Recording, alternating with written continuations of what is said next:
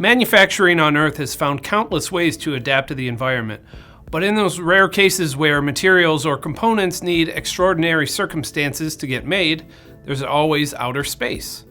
UK-based startup SpaceForge has assembled a plan to send a factory into outer space where it can take advantage of extreme conditions to build electronic components, metal alloys, and pharmaceuticals that would be impossible to manufacture on Earth. The company's first Forgestar mission will launch later this year, an early step in the company's mission to build products that need the type of vacuum, microgravity, and temperature found in space. The company told Dezeen that it will be able to produce much lighter alloys since there won't be enough gravity to separate the metal into multiple layers.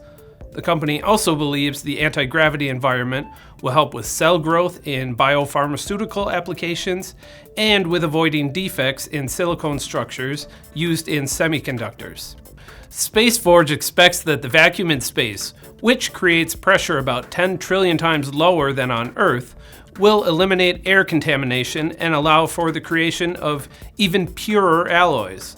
Of course, for any of these products to be useful, they actually need to return from space to Earth, where most of the people live. To do that, SpaceForge said it is building the world's first fully returnable and relaunchable satellite.